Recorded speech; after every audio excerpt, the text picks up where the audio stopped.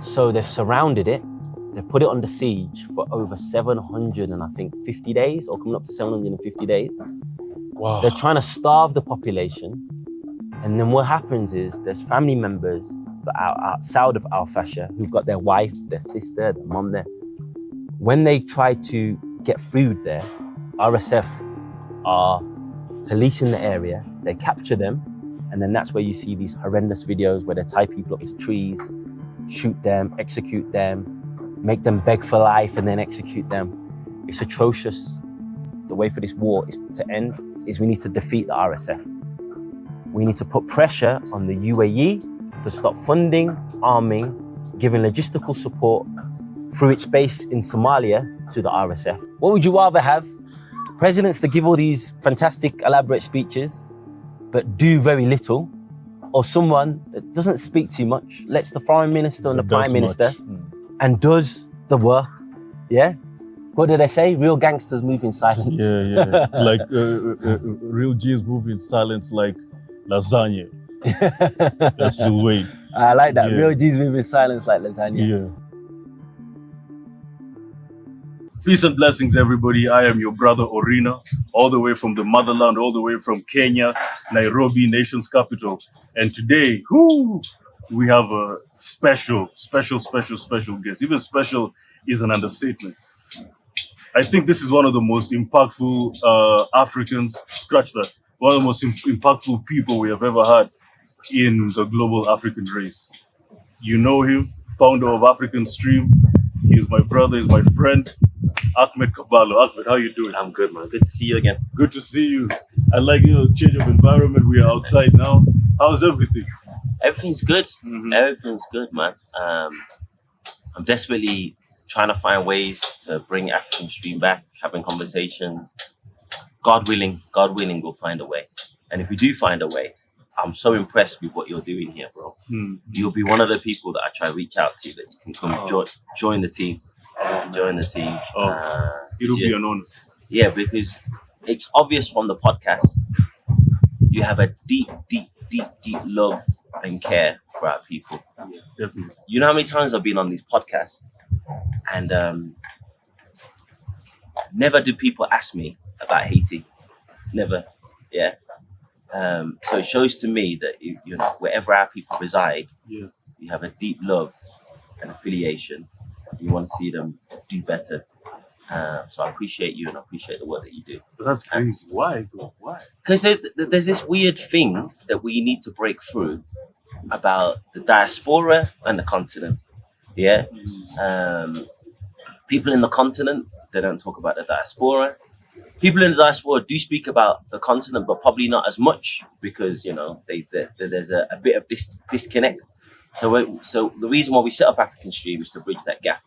And what you're doing is bridging that gap. I see who you're interviewing. You interviewed a Sudanese sister recently, a sister regarding Congo. We're going to talk about Sudan again today. You was asking me about Haiti.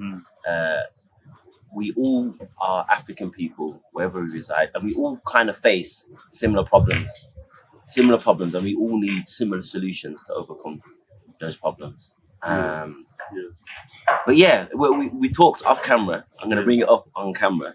I saw a video that you did the other day, and I understood what you were saying. 100% I understood what you're saying, because I share those sentiments, especially as a Sudanese person, that Sudan isn't talked about enough. Congo isn't talked about enough. And yet people that call themselves activists just talk about, you know, Ukraine, Palestine, other places. And it's frustrating. I shared a story on my Instagram where I went to Parkland's Mosque and I went to pray. And the Imam said, we're going to plant some trees for Palestine. I want everyone to pray for Palestine. And obviously it bothered me because Sudan, when it was one country, used to share a border with Kenya. Just here, Kenya is involved in the conflict in Sudan. Kenya is involved. Ruto, through illicit gold smuggling, is using Kenya as a transit to get gold to the UAE, to Dubai.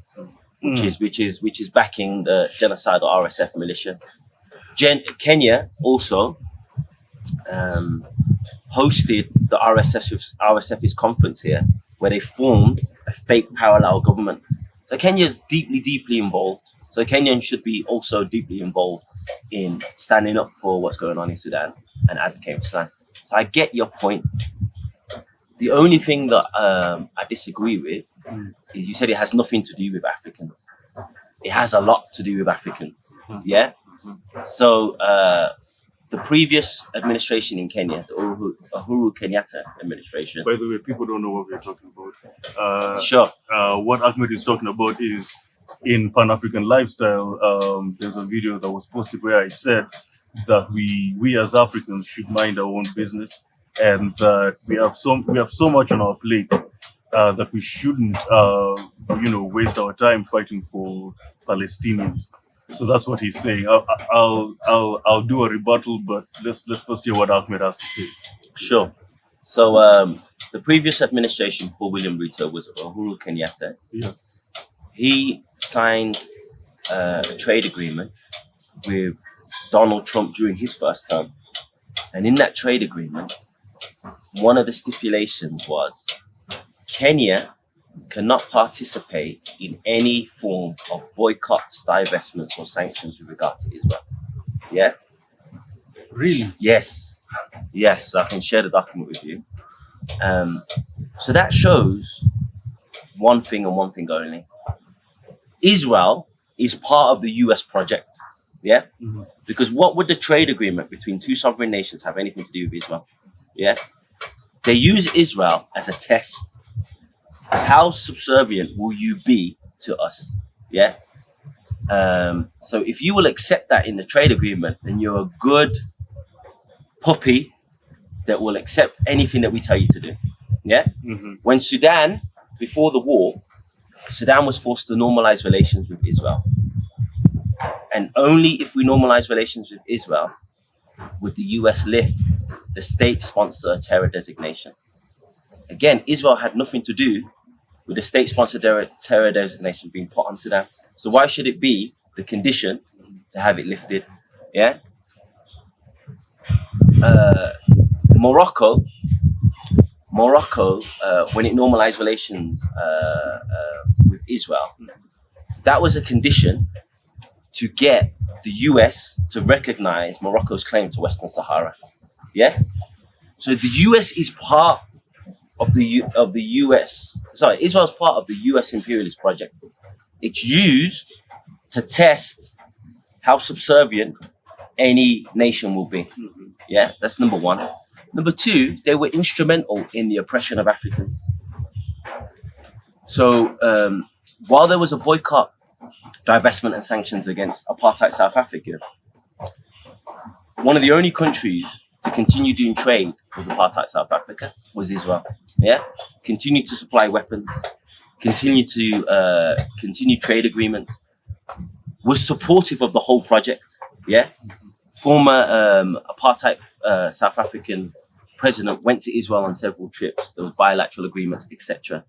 Yeah, the Palestinian Liberation Organization were training with the African National Congress in Tunisia. Yeah. Nelson Mandela said that our liberation is incomplete without the liberation of Palestine, because they saw it as one of the same thing. The apartheid South Africa project was formed in 1948. Israel was formed in 1948. Yeah, Israel enacted an apartheid Israel enacted apartheid in Israel that mirrored the apartheid in South Africa. So these things are deeply connected. Israel's involved in the conflict in Sudan. Yeah, Israel was involved in weakening the brief transitional government in Sudan. So during the transitional stage, the civilian government said, we're not going to normalize relations with Israel. That should be a decision taken by an elected government, not by a transitional one. Then when the US said, okay, we're not going to offer you any loans, we're not going to give you any IMF loan, we're going to keep the state sponsor of terror designation, which means that you won't have to access finance from anyone else. The transitional government had to submit. Yeah. And when it's submitted, it made the military stronger, because the people of Sudan are like, what, this transitional civilian government, they say one thing one day, they say something different the other day. So it is deeply, deeply involved in the oppression of Africans, not to mention the anti-African migrant protest in Israel. Yeah? Sudanese go home. Sudanese go home. There's so many Sudanese refugees that were in Israel. There were protests all the time. The forced sterilization of Ethiopian women in Israel. Yeah? So they sterilized Ethiopian women against their consent to make sure that they couldn't have babies, because they want this Jewish-only state to be a white Jewish-only state. Yeah? So there's so many examples. This deportation deal that they did with Rwanda. So you know the UK tried to sign a deportation deal with Rwanda, where any people that were seeking asylum in the UK would go to Rwanda. Yeah? You know they got that deal from Israel. So Israel was the first to sign that deal. So Israel was sending people, Africans, because they don't want Africans there, to Rwanda. They would be, as soon as they got to Rwanda, Rwanda's government would basically let them go. They would then try the perilous journey back through the Sahara, and this time they'll try to go through to Europe. Yeah. So that terrible deal, the UK thought, oh, that's a great deal, and tried to mirror it. Yeah. But because there was a change in government, because there was an election, and the Labour Party came, the deal got cancelled. So as Africans, we have a long history of standing with oppressed people, because we realize what they're doing to them, they're either doing to us simultaneously, or one day they'll do to us. Yeah. And we've benefited greatly from solidarity. So South Africa today wouldn't be free if it wasn't for Cuba sending over 40,000 troops to Angola to battle the apartheid regime. So when we start this kind of insular, we're on our own, it doesn't benefit us. I get where it comes from. It comes from us having such bad relations with outsiders in recent history. Yeah? But like I'd say to somebody who's in an abusive relationship with a spouse, if you had an abusive girlfriend, you don't say, I'm not dating again. Yeah? You with me? Before we had contact with the Europeans, we had trade deals with the Indians. We had trade deals with the Chinese. There's evidence that Mansa Musa's brother traveled to the Americas. Yeah? It's not documented because he didn't do what Christopher Columbus did and slaughtered everybody. Yeah? He most likely just integrated, mixed with the local population, and that was the end of that chapter of history. But because there was no mass genocide, because there was no smallpox, because there was no giving the indigenous population blankets covered with smallpox, the history isn't documented in the same way. So I think Africans, we need to have an international approach to these things, because we don't have an international approach to these things. When it's our turn and we need solidarity, there's going to be nobody to stand with us. But I'll end on this point. You are right. Activists need to do more. Africans need to do more. And I would be lying if I didn't say, when I saw the protest in Kenya, it didn't bother me a little bit, emotionally, but I'd be lying if I said the protest in Niger for Palestine, it didn't bother me a little bit emotionally. But then rationally, I will say this, I don't think it's as simple as race. I'll tell you why. I used to work with George Galloway, who's been involved in the Palestine struggle for a long time. Yeah, he told me in the 70s and 80s, he could fit the people that stood with Palestine in a small room. Yeah, it was really difficult. So from 1948 to 1980, there wasn't this huge protest. Yeah, back then, people were more concerned with what was going on in South Africa, because South Africa was more easily understood. White people setting dogs on black people, that is bad. We want to oppose that. Yeah, you're forgetting that. I don't know if you're forgetting, but people might forget. Wembley Stadium was full of people doing a concert for Nelson Mandela, the Free Nelson Mandela concert. Yeah, there were protests happening in every major capital city for South Africa who are black, South Africans who are black. Yeah, because that was easily understandable. The Palestine thing at that time was seen as complicated. This is a religious thing. I don't want to get involved in this. This is religious. You know what they say now? This is Jews versus Muslim. This has been going on for thousands of years. I'm not going to get involved. It's only after, the liberation of apartheid South Africa, that we started to see the Palestine cause gain prominence. Yeah. Okay. So and that has to be accredited to the Palestinian people themselves. They were lobbying, they were speaking to politicians, they were speaking to activists. Decades of work to get this cause to where it is now. Yeah. Sudan, the conflict started 2023, April 2023. Yeah. We haven't had the time to lobby in the same way. Yeah. I do think there's an element of what you're saying is true, but I just don't think it's totally true.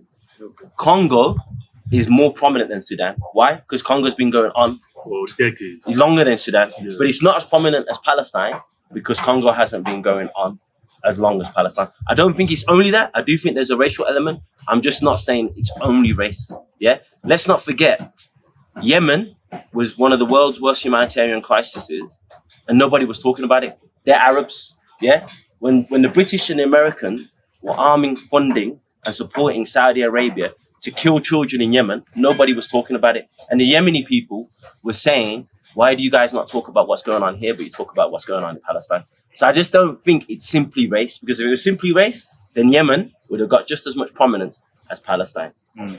Yeah. Okay, now here's the thing. Here's why I was saying it.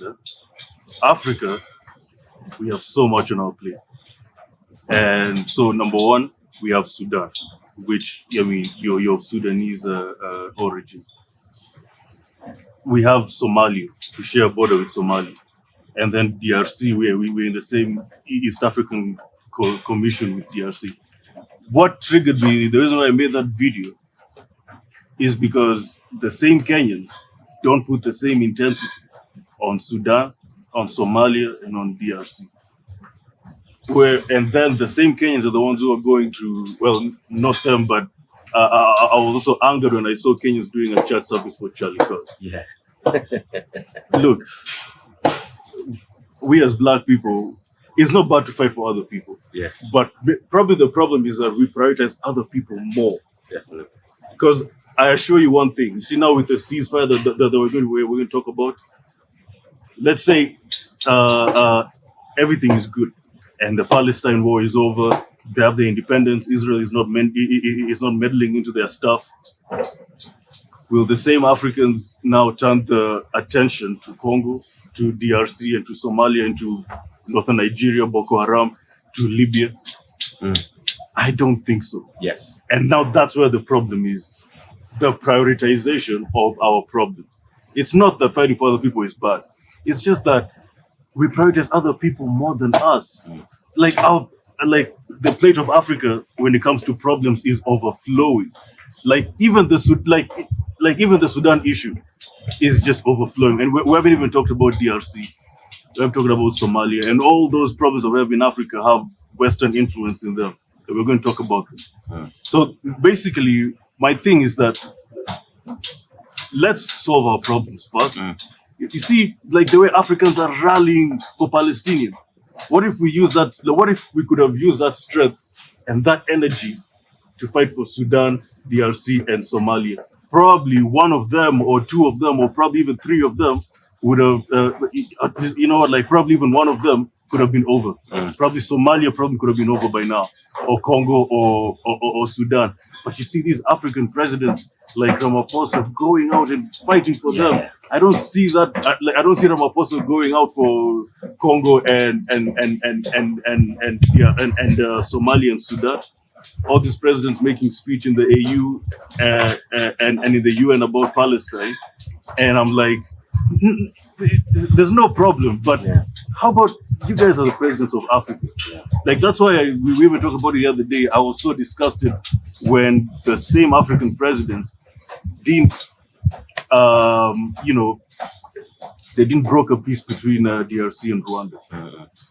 But they are so hell-bent to this Ukraine issue, to this Palestine issue. And I'm like, guys, charity begins at home.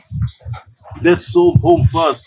Then we can, because one thing about us Africans is that, and Black people in general, globally, we have this thing where we take care of other people and we don't take care of ourselves. Mm-hmm. Even Black Americans, I remember during the George Floyd protest, I was really observant because everybody was at home. I was just stuck at home. When George Floyd was murdered in March or April, if I'm not wrong, the Black Lives Matter protests started happening. And then all of a sudden, in the middle of 2020, it was women's lives matter. Then it was LGBT. Then it was feminism. Then it was. I mean, like people started, but none of them were as big as black. None of them was as big as black. Yeah, none of them was big as black. But you could see the branching. Everybody wanted to be represented now. Yes. And they were riding off of the protests of black people. Yes. So basically, like what I'm trying to say is that as a Pan-African, I know people have told me that you're too hard into this Pan-Africanism stuff, and it's true. I'm too hard because I just want us to focus on our issue.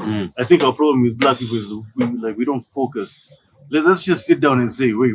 Before we focus on Latinos, before we focus on Arabs, on Indians, on any other ethnicity, why don't we just sit down and focus on our African issue? Same thing with Black Americans. Before you sit down and focus on Latinos and on Arabs who are in America and on Asians, you remember the Asian hate crime bill that Biden signed? Yeah. And so to me the problem is, let's just focus on our issues. It's not bad to, but I'm not saying that what's happening in Palestine is good. I didn't say that. Yeah, of course. Because it's horrible. And Israel is a bully. They've been a bully for a while. Together with the West, the Europe and America. They've been bullies, and everything they've touched has turned to dust. And yes, we share a common enemy, which because I know Israel is deep into DRC with Dan Gutler and Glencoe and everything. Exactly. But how about this? Fine, if we have to fight Israel, let's fight Israel using our problems. From the Congo angle. Yeah, from the Congo angle. Let's not, because it's just, I even said it in the video, it's good to be selfish for your people, not to your people. Because very, very often, we are too selfish to our people, not for our people. Yeah. So basically, that's just my angle, Ahmed. Fair enough. That's just my angle. I don't disagree with everything you said. The only thing I'll say is, in regards to Ramaphosa, you know how many South African soldiers have died in Congo as part of the peacekeeping mission? So the Congo, I agree with the rest of the examples, but I think Congo is a little unfair because so many South Africans have given their life for Congo. But you're right with your very examples, 100%. In the middle of our conflict, Ramaphosa hosted in the middle of when South Africa's taking the case to the ICJ, Ramaphosa met with General Hemeti, Mohammed Hamdan Dagalo, the genocidal general that is killing our people in Sudan. You met with Hemeti? Yes, he met with him as if he was some sort of legitimate leader. So, I've got no love for Ramaphosa.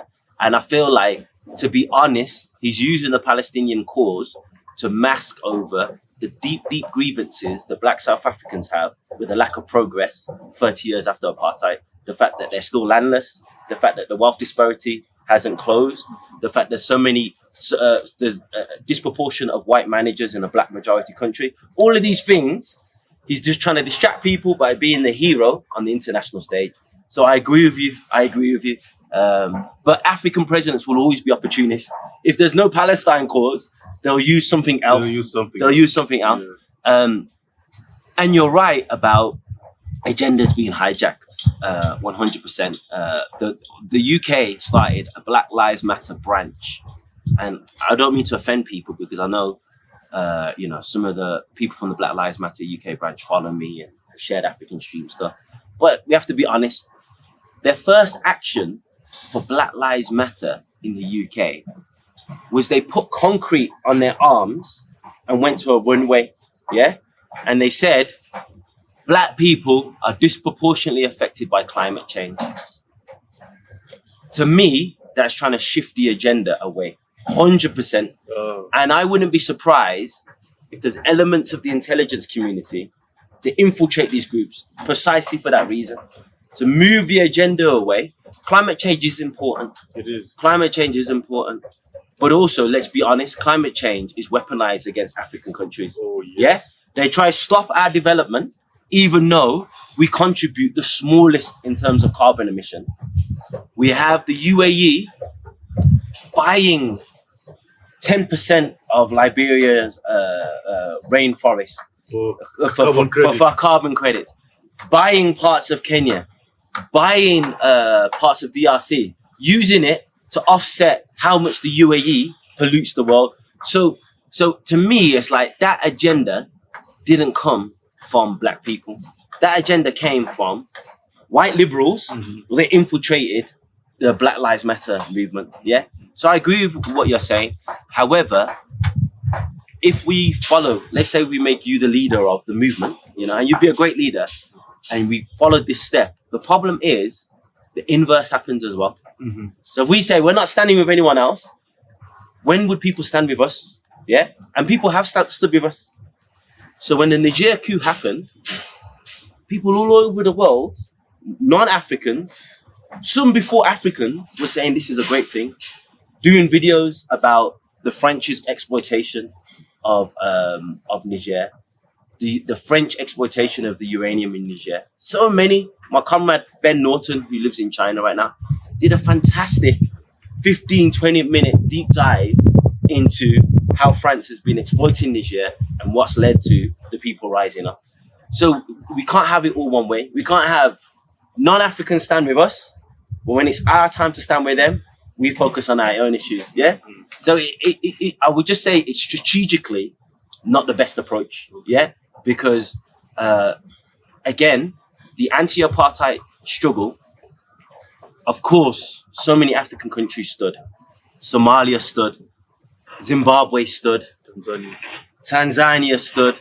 Zambia hosted so many exile fighters. So Africa stood, but so did the rest of the world. Yeah? So did the rest of the world. We can't forget that. We can't have it all. We don't stand with anybody because then people aren't going to stand with us. Yeah? But I do agree, especially as a Muslim, I'm going to call, you know, the hypocrisy is staggering. Staggering. There was a Sudanese sister that I follow. I won't mention her name. Someone reached out to her, Muslim charity, and said, "You've got a big profile. We like your profile. Would you like to do some videos on these topics?" All these Muslim countries were mentioned. Sudan wasn't mentioned. She responded to them and said, "Sudan is the world's worst humanitarian crisis." She mentioned we have over 6 million people at stage 5 famine. Yeah. We have over 20 million people facing acute hunger. It's the worst statistics everywhere you look. We have this many people displaced. Yet you haven't put Sudan on your list. Why? She goes, it's just not on our list now, but it's something that we... So she said, this screams of anti-black racism. Yeah. And, you know, I'm happy to talk about the anti-black racism in the Muslim world because it exists. Trust me. 100% it exists. Trust me. Anybody that doesn't say it doesn't exist is in denial. And denial isn't just a river that runs through Egypt. Yeah. It's a real thing. It's a real thing. So, you know, the excuse people use is, I don't know much about Sudan, so I can't talk about it. I think that's fair enough, yeah, to not talk about it. But how come the Imam can't say, pray for Sudan? You know people are suffering. You don't need to know much to say, pray. Just say pray. Just say pray. When you say, we're going to plant some trees for Gaza, say, and Sudan. We're going to plant some trees for Gaza. And Sudan and Somalia. It's very easy. So there's definitely anti-black racism. Now, with the rest of the world, I think it's more complicated. People like things, good guys versus bad guys. Easy things to understand. These European settler colonial projects in Israel oppressing brown people in Palestine. It's easy to look at that and say, this is bad. Yeah. Had General Hemeti been a European general, everyone would be talking about Sudan. Yeah. Because it's two Sudanese people, because it's a bit more complicated to people outside. It's not complicated to me because General Hemeti is just a puppet who's fighting on behalf of this Gulf monarchy called the United Arab Emirates. So it's simple to me and simple to people to understand. But for someone that's trying to figure out, they see two Sudanese generals fighting. Yeah. Yeah. Congo, almost the same, although the Congolese have got better at explaining it than to the rest of the world. So the Congolese, they go, Rwanda are in Congo, but they're in there. They believe what Kagame says. They're in there because there's this Hutu genocidal group that are trying to invade Congo. I'm going to stay out. That's complicated. Yeah? Okay. You with me? Okay. It's just not as easy to jump in. Now, what I've got to salute the Congolese for, they've been very good in recent years of explaining the international dynamic. Sudanese people were getting there. So now they're saying, Kagame is just a middleman. This isn't about Kagame. He's acting on behalf of Western capitalist interests and Western powers. The iPhone I've got there, the materials used for the iPhone come from the Congo. The reason why they get the materials so cheap is because the Congo is destabilized, so they can pay a child $2 a day to go into a mine. So now people are understanding this more. We saw in London when the iPhone 17 Pro was released, big protests outside Apple. For years, we never saw that. You with me? So I think it's more to do. I see it's more to do with how easy is it for somebody that doesn't know anything about it. How easy is it for me to jump in and give my opinion? If it's complicated, nobody wants to be like shamed in the comments. You don't know what you're talking about. So I like to jump into things that are really easy to understand. Yeah. The same in Yemen. The reason why people didn't talk about Yemen is we have Arabs from Saudi Arabia attacking Arabs in Yemen. They didn't understand the international dimension. That Saudi Arabia has no independent foreign policy. It doesn't jump unless the British and the US tell them how high and how many times.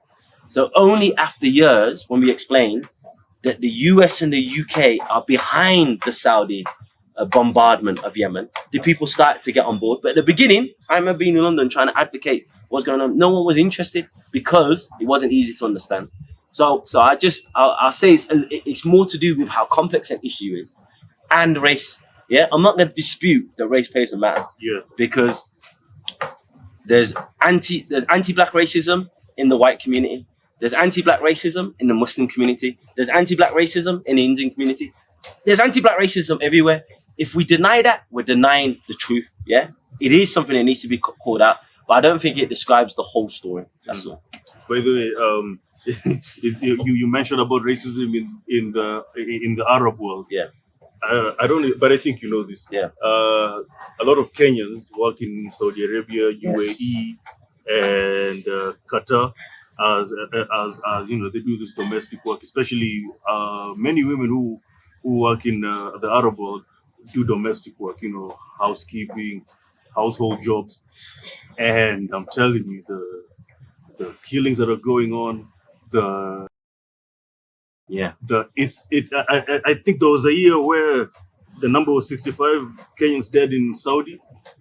They haven't even touched Dubai and Qatar. Atrocious. It's crazy, and it's mainly East Africans. Yeah. Kenyans, Ethiopians. There was a video of an Ethiopian sister. She was hanging off a building because she was trying to get away from. Oh yeah, I saw that. Yeah. There was a video. I believe it was. I can't remember if it was Libya or one of these Gulf states, where the woman put her phone down and videoed it. Yeah, so she was doing the washing. She was trying to wash some clothes. This old Arab guy comes and he's trying to grab her, and she's like, "Please stop!"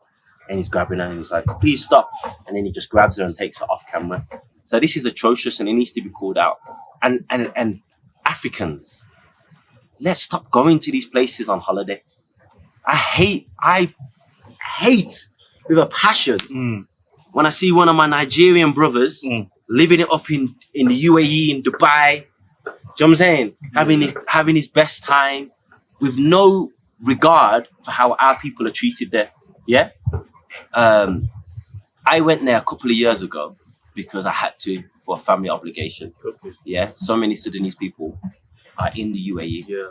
I vowed to never go back. Really? Yeah? Why? It's just a horrible. It's a horrible place. Before you get out of the airport, there's racism. Yeah. I'm in the coffee shop. I'm standing in the queue. Some Arab guy walks straight past me to stand in front of me. Yeah. I go, bro, what the hell do you think you're doing? Yeah. He straight away realized, okay, this guy is not here to work in a domestic household, I can't do this to him. Do you know what I'm saying? Because people, I'm not trying to discredit the people that go work in a domestic household, but because they're desperate to be there, they're gonna take all sorts of abuse. Yeah, I was happy to leave. I was happy to get into it with this Arab guy there in the airport and fly back immediately. I went with the games. But I'm just trying to say it was a horrible place. Then, as I'm leaving the airport, they do the random search of your bags. Yeah, they go you. As I'm standing there, as they put in all of the bags on the counter, I look around. Every single person around me is African. So every single random search happens to be African. You with me? So this is a place that has bought its legitimacy. Whenever we talk about the UAE, no one talks about it as a dictatorship. You notice that? Yeah. They always talk about the dictatorship in Uganda. Yeah. Cameroon. Elsewhere. You never ever talk about Saudi Arabia. Have you ever heard them say the dictatorship of Saudi Arabia? The dictatorship of the UAE. Yeah, the dictatorship of the UAE. They've bought the silence of the West. Yeah, they've bought the silence of so many of these so-called human rights organizations. Yeah, they do reports. Of course, they do report, but they do reports as a box-ticking exercise. They don't really push it. We don't need to stand with our people at the expense of others, but we need to stand with our people. Like really stand with our people.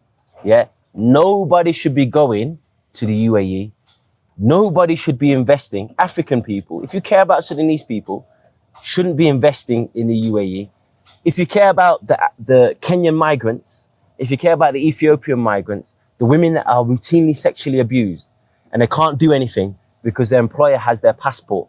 Yeah. And even if they didn't have their passport, if they go to the Saudi authorities, the UAE authorities, they're not going to do anything because it's a national versus someone that has no rights. That's what these UAE countries do. You can be working there for 30 years. You're never allowed citizenship. You're never allowed any sort of rights. Yeah.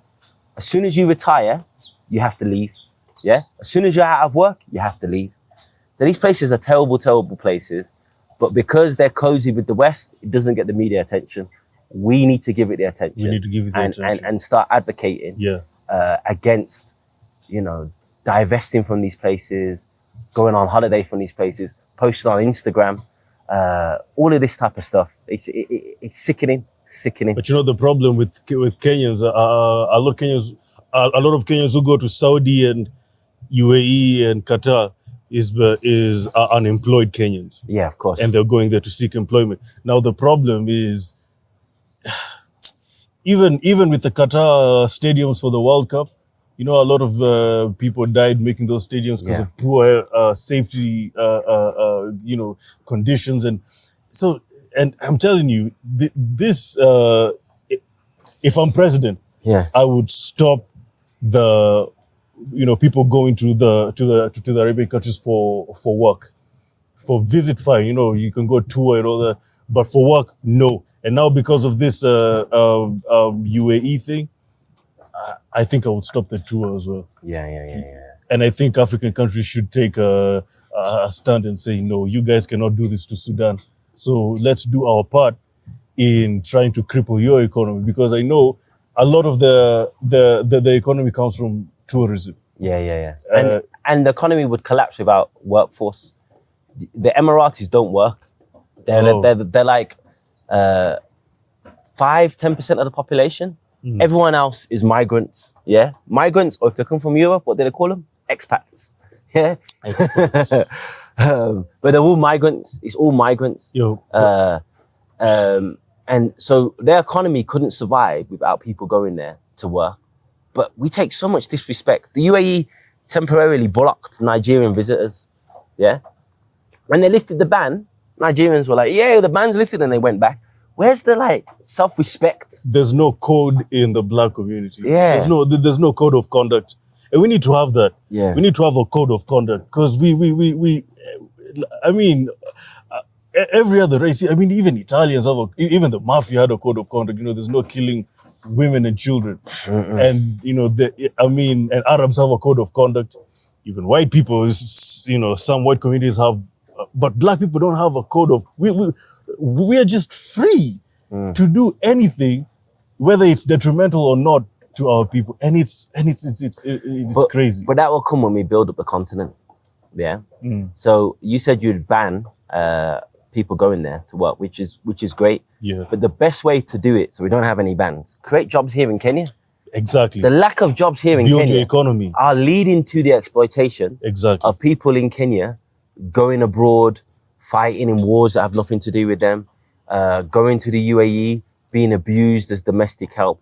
If we build jobs, like real jobs where people can live with dignity and respect, they won't need to do this. They would need to go to Dubai. They won't need to go to these places. And we can only do that when we unite with other African countries. And then we have a code of conduct, continental wise. Yeah. So you can't strike these deals that you strike in Chad, these deals that you used to strike in Niger. Yeah. These deals that you're striking now in the RSF parts that are occupied in Sudan. The southwestern parts. Yeah. This wouldn't able to happen if we had a continental, unified approach. Give us a seat on the security. All of these talks at the UN. We need a seat at the UN Security Council. It's great, but it's pointless. Yeah? Yeah, because... Assata Shakur, revolutionary elder, rest in peace, that died. She said it best. People have never gotten anything by appealing to the moral consciousness of the oppressor. Yeah? You don't get anything from asking. You get something by demanding. Yeah? So saying we want a seat at the UN Security Council when there's no conditions attached to it is pointless. Imagine 54 African countries, 55 if you include Western Sahara, if they said, seat at the UN Security Council or trade deals are cancelled. Yeah? You with me? Seat at the UN Security Council or we're leaving the UN General Assembly en masse. Demand, don't ask. Demand. Don't ask. Demand. Yeah? Demand. If you work for an employer, do you politely ask for your wages? No, you don't. You say, give me my wages. Give me my wages or we're taking your ass to court. Yeah? And I'm suing you for wages plus interest plus distress. I like that. Yeah? No, stop. We need to stop asking. Again, this is all performative crap. Yeah? Yeah, it's true. It's a good way. In the age of social media, you make a nice speech. It gets posted all over the pages. When people see you on the street, they go, I liked your speech. But we need to get past that. We need to get past performative politics and get to real politics. Yeah? The same with reparations. The CARICOM, which is the English-speaking countries in the Caribbean, they give a 10-point plan for reparations. Yeah? When David Cameron visited Jamaica, I think it was in 2010, if I'm not mistaken. Former PM, yeah? The former British Prime Minister. The Jamaican Prime Minister tried to hand him a document, a folder actually, stating why Britain owes Jamaica reparations. He refused to even take it. What would me and you have done in that situation? If we're showing that disrespect while the cameras are on, what would you have done? Oh, trust me. You know what? You know. I could have gone crazy. I would have done. I would have gone, trip cancelled. Yeah. Okay, you've just arrived. Get on a plane back to the UK. Yeah, immediately. It's too nice. Get out. I'm trying to get. I'm a not head of state because technically, at the time the Queen was still the head of the state. Right now, the King is still the head of state of Jamaica. Yeah, but why, which is a whole nother.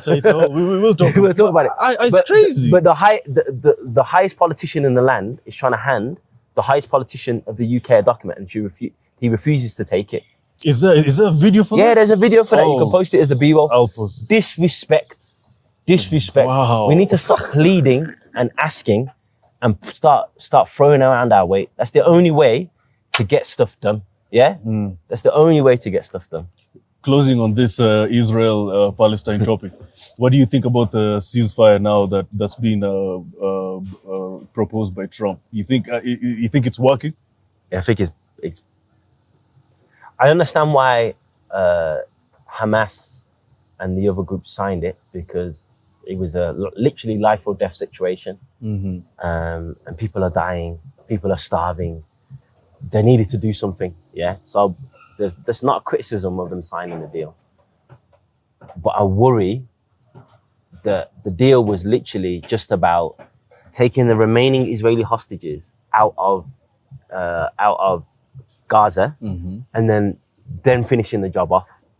So right now, the Israelis are using the excuse. So part of the ceasefire deal was you need to, because the Israeli hostages that died because Israel was bombing from the sky. Yeah. The bombs from the sky don't discriminate. So when they're bombing from the sky, and so many hundreds of thousands, according to the UN Special Rapporteur, up to 680,000 people have been killed. That's an estimate, of course, because we don't know. So many people are still buried for the rubble. Within that, Israeli hostages were killed. And Gaza is going to take years, maybe decades, to get some of these people out of the rubble, unless there's a huge international effort. So the Israelis have said, you need to return the dead bodies of the hostages within X amount of time. It's impossible to do that, when they're buried under the rubble. Yeah. People have lost family members. Yeah. So they're going to use this as a pretext. I hope I'm wrong, to start the bombing again. We've already saw ceasefire violations. Yeah. As a ceasefire was called, they killed what was one of the most prominent alive Palestinian journalists. Yeah, they used an armed gang, which Netanyahu backs and funds. So yeah, I think, unfortunately, there was a small pause as they retrieved the rest of the Israeli hostages that were alive out of Gaza, and now they're gonna resume again. But I pray that I'm wrong. Bibi, you think it should be jailed by the ICC when all this is over? I know how this game works. Yeah. ICC. By the I'm doing a documentary on ICC and on The how, International Caucasian Court. Yeah, let me tell you, every single person that has been jailed for genocide and war crimes are Africans. Yeah. You think? I mean, It's ridiculous. It was Gaddafi that used the term International Caucasian Court. he said that. Yeah. And he's But right. what do you think? Bibi will be? Of course not. Of course not. When you get into international law, it's not a matter of right and wrong. It's a matter about power. It's all a question of power. Yeah. The powerful are exempt. The powerless are the ones, as you've mentioned, that are tried. I also think, I might be wrong, I think Milosevic from Yugoslavia was also tried under the ICC, but I need to check that up. But again, it's because Yugoslavia has no power. Yeah. So yeah, he's not going to be, sadly, unless, I'm not advocating for this in case any police are watching, unless a rogue person goes up to him and shoots him, which I'm not advocating for the sake of any police that are watching. Yeah. He'll probably, unless he dies of like a heart attack early, he'll probably die a wealthy, powerful man. Nothing will happen to him because he's got the protection of the largest empire, But that's the unfair. most powerful. Of course it's unfair. Nothing's fair. Nothing's fair. Something needs to happen with it to him. Of course. He can't just kill all these people and he goes scot-free. Yeah. Something has to happen. I mean, if there's a global revolution from now to then, something will happen. But as the international order is the way it is, as the US is the world superpower, as NATO is the world super organization that dictates how things are run, nothing's going to happen to him. Nothing's going to happen to him. They issued sanctions, some of these EU and UK and stuff like that, but it's symbolic. Yeah. Yeah. All of his assets are in Israel. All of his assets are in Israel. It doesn't affect him. It's just so next time they go after one of us, they can have some legitimacy. It's all theater and games. Yeah. Nothing's going to happen to him, sadly. Well, well, you know what? As far as much as I said that we don't want to we should focus on them. I'd wish them all the best because kids are dying, women are dying, innocent people are dying, and I'd like this war to end. Yeah. And I think now we can segue to Sudan. 100. Last time we spoke, was it 2 months ago? Yeah. When I went home, I was like, oh my God, Ahmed is Sudanese. And we didn't talk about Sudan. We talked about Haiti. We talked about Congo. We talked about Traoré. We didn't talk about Sudan. Yeah. And today we have to spend time on this Sudan issue. You saw the interview I did with Suad, and I think the thing that made me be like, no, I need to put a lot of pressure on this, is when I saw that woman hanging from a tree. I was like, no, this can't happen. For people who don't know, how did this Sudan issue start? Oh, it's a good question. It's a very good question.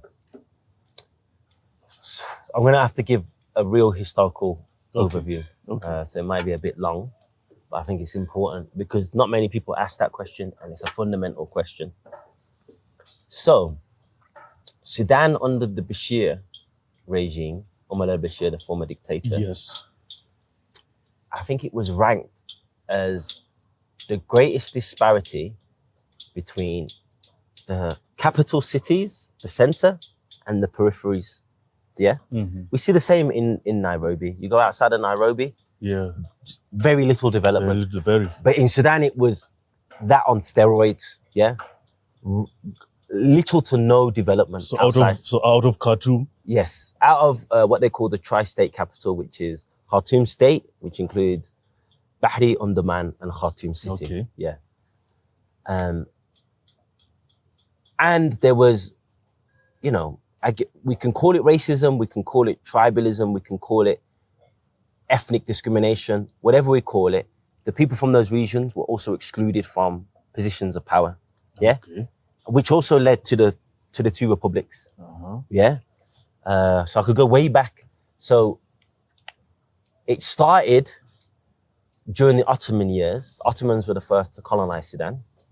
And then it was exacerbated during the British Egyptian colonial period. So Britain enlisted Egypt to partner them in the colonization of Sudan. Yeah.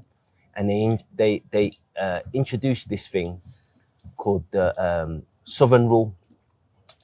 People from the south weren't allowed to go to the north. People from the north weren't allowed to go to the south. The north would be administrated in Arabic, the south in English. The north, the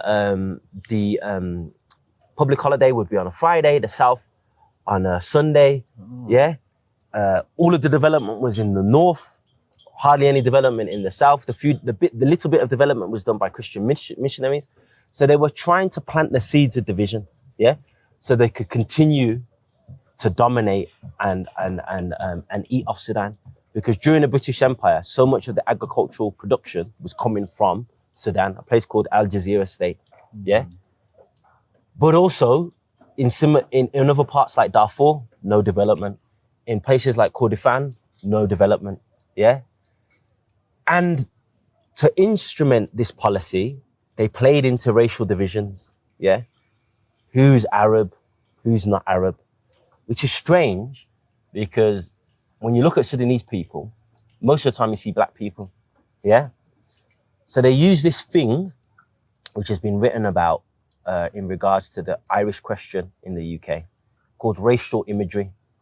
So when people are the same color, you use racial signifiers to show that they're different. Colorism. Not just colorism. Colorism is obviously part of it. Colorism is definitely part of it because South Sudanese people are significantly darker than North Sudanese. But other things like hair, nose, features, yeah? So in Ireland, they used to say the Irish had different ears than the English, yeah? They had different hair. Their hair was jet black, yeah? And they used to call the Irish the Negroes of Europe. Yeah? Similar in Italy. The people in the south of Italy, because southern Italy is across the sea from North Africa, they used to go, these people are descendant from Africa. Yeah? Even though they're all white. So I'm using these examples. Is that what they call them? Yeah, no, this is what they call when they went to America. Okay. Yeah? But there's discrimination between northern Italy and southern Italy to this day. Okay. Yeah? Okay. So when AC Milan and Juventus play Napoli, they sing racist songs to them. Yeah? So anyway, I use those examples to explain to you how the same thing can happen in Sudan. And in Sudan, people try to overemphasize their Arab identity. My great-great-grandfather came from Saudi Arabia. Some of the times it's true, most of the time it's not. This comes from the Ottoman period, where the viceroy of the Ottoman Empire, a guy called Muhammad Ali, who was of Albanian descent, when they first occupied Sudan, the first thing that they did was, we're going to tax the non-Muslims, yeah? When they realized they weren't getting enough tax, they switched it to, we're going to tax the anybody that is not Arab, yeah? Of course, very few people have Arab ancestry, yeah? So what happens is, a form of survival, you start emphasizing that I have. Exactly. Okay. Much like in Jamaica, in Jamaica, everyone claims to be of Indian descent. Oh, my great-grandfather is Indian. That's why my hair is there. Most of the time, it's BS. It's just about getting privilege within the society, yeah? People call it proximity to whiteness. People call it proximity to Arabness. The closer you are to a group, the better you do. We see it here on the coast, yeah? In Kenya. We see it on the coast. I couldn't believe it when I went to the coast. And people are calling themselves Sultan this and Sultan that. Yeah? It's the same crap. It's the same crap.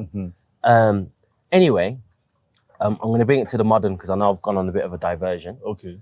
So when the National Islamic Front and the National Congress Party in Sudan, which is ran by Omar al-Bashir, when they started to hear grievances from the Blue Nile region, the Nuba Mountains and Darfur, instead of addressing those regions, they played into the differences between the communities there, yeah? So they backed self-identified nomadic Arab tribes, yeah?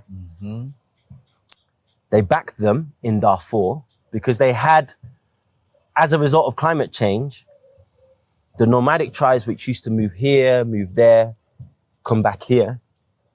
Now the tribes from Darfur who are settled in that region, when they come back, they said, no, you can't graze here, yeah? Because of competition, because before, where the grazing ground was plentiful, now it's becoming limited, yeah? So there's natural fights that happen between these communities, yeah?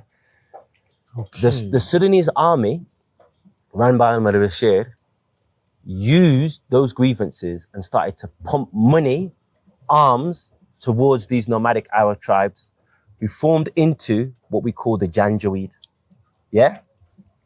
Which means devil in horseback, yeah? So, But why? Because now you don't have to address the grievances, yeah? So instead of having a rebellion from Darfur, which is the size of France geographically, Yeah, it's big. you can have a rebellion that can threaten your power in Khartoum. You do the divide and rule thing that the British did, yeah? So it just solidify his political survival. Exactly. So they used the Janjaweed to push down any form of uprising from Darfur, and did it brutally. So basically, arming and funding a genocide that happened in Darfur between 2002 and 2003. I remember, it was Yeah? crazy. So while the Janjaweed are armed with the latest weapons, AK-47s, all these other modern weaponry, the Sudanese army are giving them support from the sky. These African tribes, I say so-called, not because they're not African tribes, but to me, they're all African tribes. Of course. Yeah? These African tribes have no chance, yeah? So many of them had to leave their homes. One of the biggest Darfuri communities live in Birmingham, where my family live in the UK. So I know this story very well, yeah? Then, after they crush the rebellion, Bashir now uses them to crush any rebellion. So the grievance that's happening in Nuba Mountains, for the same reason, Bashir sends the Janjaweed to crush the people there. Similar results. The army's fighting from the sky, the Janjaweed's fighting from the ground. The Blue Nile, yeah?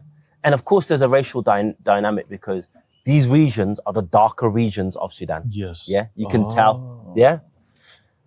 And of course, South Sudan split. So it made the economic situation in Sudan much harsher. Okay. Because between 70 to 75% of the oil reserves went with South. So while Bashir could use the oil to do a little bit of development in the north and steal the rest, now he's just stealing because he doesn't have that much money. Yeah.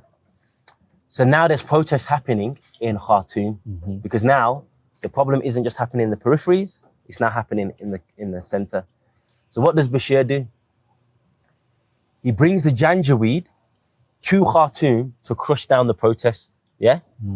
Because it's easier to use people that are from Darfur who have no affiliation with the villages and the people of Khartoum state, and they'll shoot people, no questions asked. So he brought them in 2013, 2014. And then in 2018, when the revolution really gets going. I remember that one. It was huge. He brings them again. Yeah. But by this point, the revolution's so big that the army realizes they have to sacrifice Bashir for them to maintain control. Okay. Yeah. General Al-Burhan, the leader of the armed forces now, he says, after killing protesters, so on June the 3rd, they massacred around 130 protesters who were at a sit-in, dropped them in the River Nile.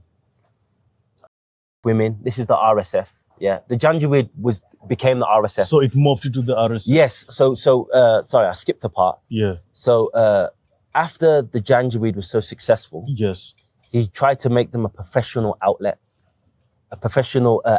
Okay. And then with the intention of bringing it into the army. But he didn't want to bring it into the army because he'd heard rumors that the army, to get in the West is good books, might remove him, but keep the system the same, yeah? So what he thought is, if I have this private militia of 100,000 men, the army won't dare to overthrow me because they're going to have this 100,000 men that will protect me, yeah? Even the word Hemeti comes from my protector.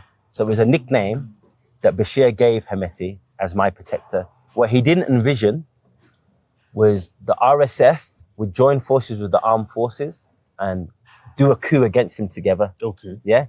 But then after the coup, Burhan, he formed something called the Sovereign Council, and he makes Hemeti his number 2. Yeah? So he's the chief of the Sovereign Council, okay. Hemeti's number 2. But then now there's a tension. So you have an army of 150,000 men, and you have a private militia of 100,000 men, all within the capital city. You can feel the tension because these are greedy generals, yeah? They've divided the spoils of the country. The Sudanese army controls all the industry, import, exports, agriculture, factories, everything, rubber tires, everything. The RSF controls the gold mines, yeah, that primarily exist in Darfur, yeah? But Hemeti is a very ambitious person, yeah? He thinks, I can become president of the whole of Sudan, yeah? He's backed by the UAE. This is where it gets interesting. So when Sudan was looking for some money after the South split, the UAE and Saudi Arabia said to them, we can get you back in the good books of the West. We can pay you if you provide foot soldiers for our Saudi UAE-led war on Yemen. So while the Saudis and the UAE are bombing from the sky, the Sudanese people on the ground dying, yeah? Dying. But while that war happened, there's a division between the Saudis and the UAE, yeah? The UAE have their man, which is Hemeti. The Saudis have their man, which was Burhan, who was leading the armed forces there. Okay. Yeah? Okay. In Egypt have their man, which is Burhan. So the UAE are very interested in this port on Sudan. Yeah? The Red Sea is one of the most fiercely contested strips of water anywhere in the world. Yeah, Okay. because it's right next to the Suez Canal. It's right next to the Gulf of Aden. So much of international shipping traffic goes through there. If you control the Red Sea, you can kind of control so much of international trade. Wow. So when the Yemenis are saying, until the genocide stops in Palestine, we're gonna stop ships from going through that bit. It for a period, crippled, it crippled the international market. So the UAE is desperate to get control of that. It's also desperate to control the gold. Yeah. So Sudan exports very little gold officially. Illegally, it's one of the biggest exporters in the world, and so much of that gold ends up in Dubai. And some of these wealthy Indians, wealthy Arabs go there and they buy their big bracelets and earrings for their wives. There's a thriving gold market, which is built off the back of Sudanese civilians that have been killed. So that is how the war started. However, now that the war has moved on, even though I hold the Sudanese army responsible, because had they have not created the RSF, had they not created the Janjaweed, had they not tried to form the Janjaweed into the RSF, had they not brought the RSF into Khartoum, had they not used the RSF in the Nuba Mountains, in the Darfur, we wouldn't be in this mess, yeah? So I hold them principally responsible. However, the fight right now is against the RSF, Okay. yeah? Despite that contradiction, Yeah. So there's some dirt on both sides. Yeah? there's some dirt on both sides. Okay. However, it's morphed into a new independence struggle, yeah? So I had a debate with my dad on camera about this, because my dad is like, he's been imprisoned by the Sudanese army. He has a lot of grievances against the Sudanese army. So he still comes with the both sides perspective. I've moved on from that. Okay. And now I say, yes, the Sudanese army is ultimately responsible. But right now, the way that Sudanese people are going to be able to go home, the way for this war is to end, is we need to defeat the RSF. We need to put pressure on the UAE to stop funding, arming, giving logistical support through its base in Somalia to the RSF. The UAE is enlisting Colombian mercenaries to go fight in the RSF. The Colombian mercenaries are training kids on how to use guns to fight for the RSF. So this is a new war for independence. Yeah? Colombia is also in? Yeah, Colombia is also involved.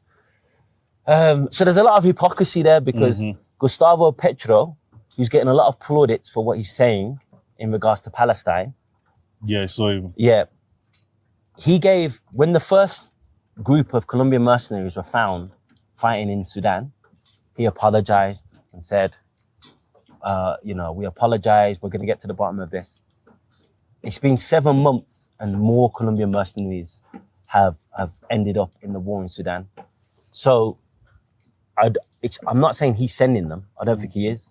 But he needs to do more to stop it. Yeah? They're coming from your country. Do something.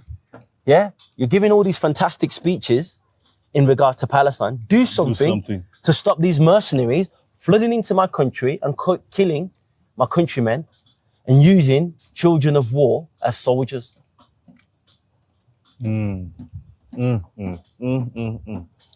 How bad is it? How bad is so wait, before we go to how bad is it, explain to people how the gold smuggling works. So and how, gold buys the weapons, and how, just explain to us how the UAE basically is behind the RSF. Yeah. Yeah. So sadly, the UAE has so much influence in East Africa right now. So much influence. They're backing Abiy Ahmed in Ethiopia. Oh. They're backing Chad, Uganda, Kenya. So all of these places are being used as a transit to get the gold in and as a transit to get the weapons in. So the a Sudanese general said to Chad, unless you stop these weapons coming in to the RSF through the Chad-Sudan border, we're going to bomb your airport, which is an extreme thing to say, yeah? And I don't want to see war between African countries. But I understand why he's saying it, yeah? If these collaborator states South Sudan as well is also being accused right now. If these collaborator states stop this, then the UAE is going to have a very difficult time from getting these weapons to the RSF. Libya as well, you know, they support General Haftar in Libya. So through the Libyan border, weapons are going through. So all these states. Kenya. Really? Yes, that's why. We just have to be in the mess, Of course. Kenya's like, come on, man. Of course. Yeah. I don't know how true this is, but our comrade Booker from the Kenyan Communist Party, he said during the Gen Z uprising that there was RSF soldiers were being used to put down some of the protests. Because of this problem of when a Kenyan police officer kills somebody, and there's so many Kenyans that get upset about this, and the Kenyan police officer ends up in court, they were struggling to find Kenyan police to continue to do this. So they got some RSF soldiers to do these extrajudicial killings. Now, of course, I can't verify this because there's not many reports in the Kenyan press for obvious reasons. But Booker is deeply, deeply entrenched with these protests. Yes. So if he says that, I have no doubt to disbelieve it. That's why they came to Nairobi. Was it last year, beginning of this year? It was the end of last year to form the transition. And there've been many times. I was discussing. I was like, how can we do this? Yeah, because it's benefiting them.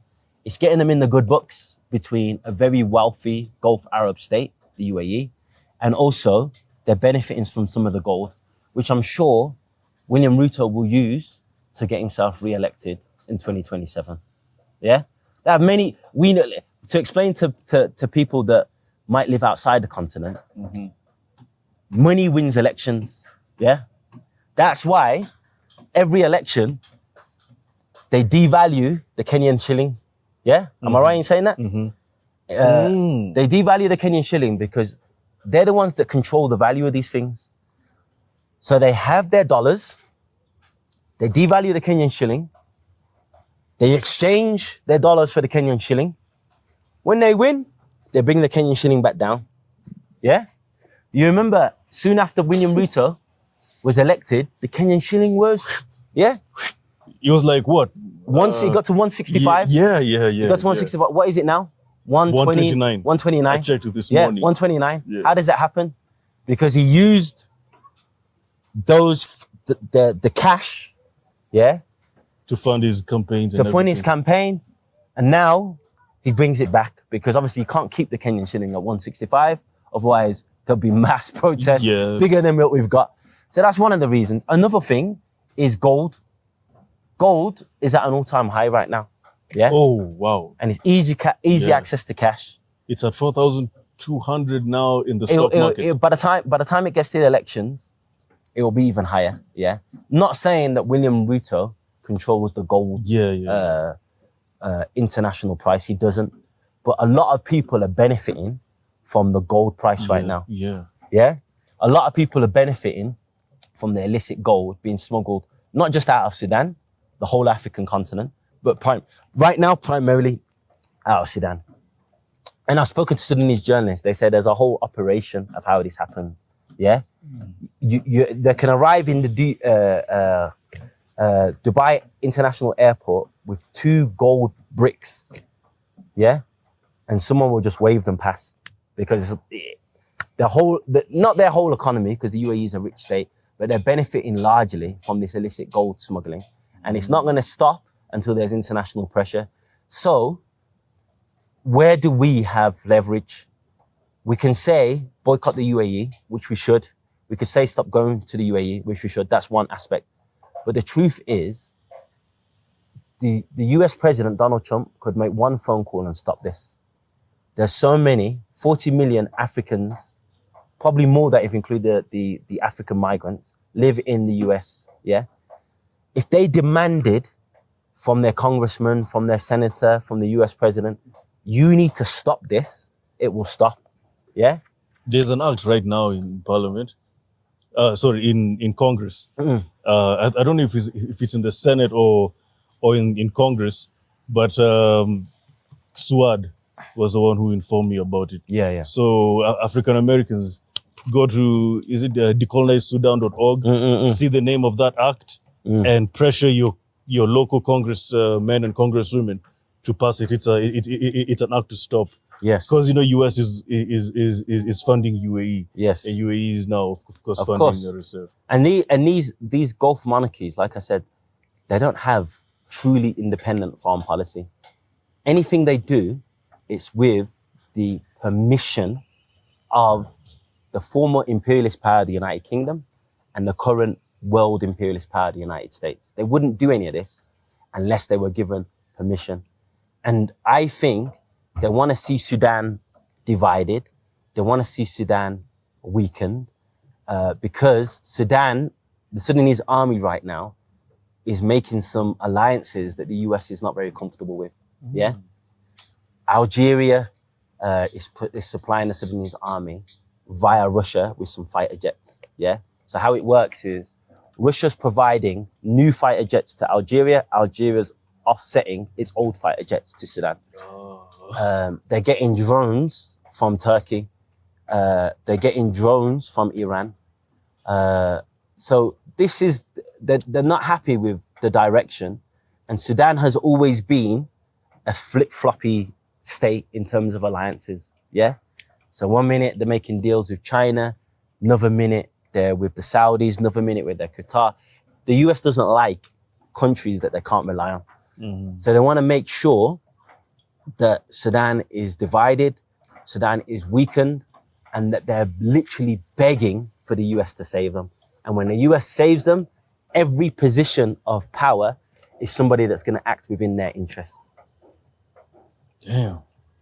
This Sudan thing is crazy. Yeah. And it's so now let's go to how bad is it? Because I saw what's happening in El Fasher now is probably the worst thing that's happening in the world. Yeah. How bad is it? Because I spoke to Swad and I was telling her, why is there not a exact amount of people that are reported dead and displaced? You know, I Googled and I saw that it was 150 people dead, but then other people are saying 800,000.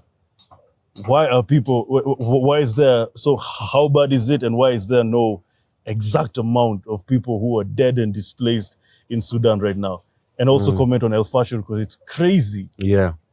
So what's happening there is it's the last place which is not under RSF control in that region, which is kind of the Darfur state region, North Darfur in particular.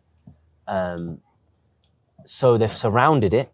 They've put it under siege for over 50 days, or coming up to 750 days. Wow. They're trying to starve the population. And then what happens is there's family members that are outside of Al Fasher who've got their wife, their sister, their mom there. When they try to get food there, RSF are policing the area. They capture them. And then that's where you see these horrendous videos where they tie people up to trees, shoot them, execute them, make them beg for life and then execute them. It's atrocious. It's atrocious. And it's why the Sudanese army has committed crimes. And I don't want to expunge them of their crimes, but it pales in comparison to what the RSF are doing. So that's why when people are saying this both side things, it's not applicable. What the RSF doing right now is genocidal. Yeah. Is genocidal. They're trying to cleanse the tribes that are not aligned to the tribes that initially formed the Janjaweed back in 2002. And it's just, the thing that bothers me so much about it is there's no shame. So the video you mentioned about the woman tied to the tree, the video ends with the RSF soldier doing a selfie. I saw that. No Crazy. shame. No shame. That can only happen when you dehumanize somebody. He feels no shame. He doesn't see the person as equal to him because of the decades of racism that was needed from the Darfur genocide onwards. So it's atrocious. We don't know the numbers because it's very difficult for people to get in and out. Yeah. So humanitarian organizations they're not there. International organizations, they're not there. The only people that are helping Sudan right now are Sudanese people, what we call community kitchens or resistance committees. Yeah, brave young people, revolutionary young people that have stayed behind and try to use their access to the outside world to get funds.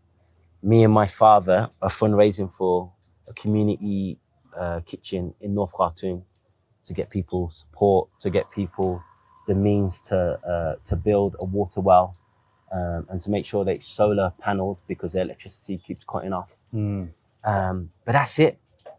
The amount of aid that's needed for Sudan, I think I need to get this number right. It's around 1/8 has been raised. Yeah.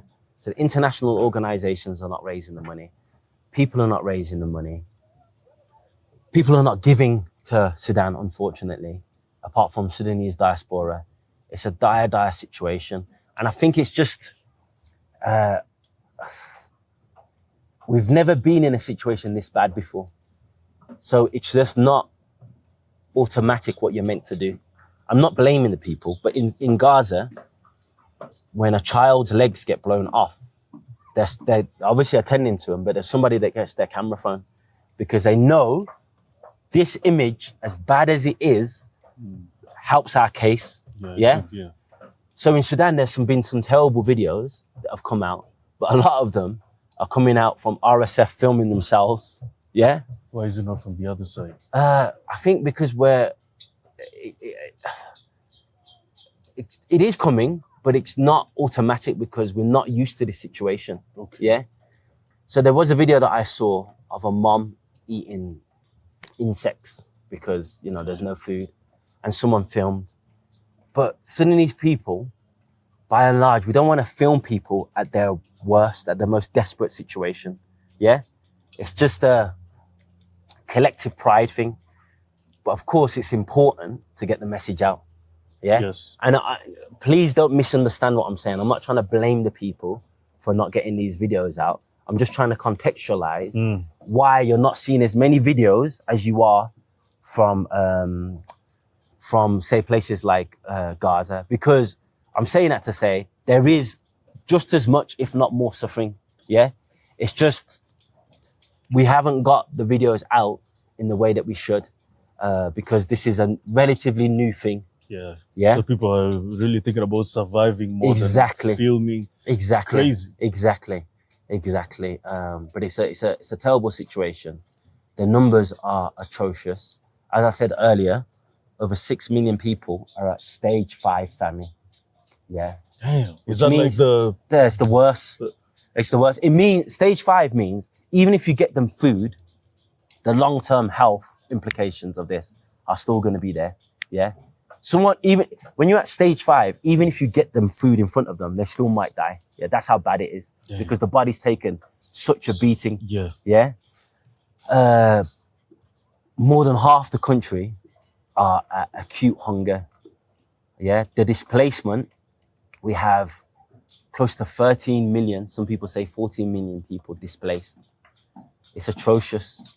And some of the people that are leaving, so there was a terrible story of people that tried to leave Al-Fasher and then they got stuck in a mudslide just outside and over 1,000 people perished.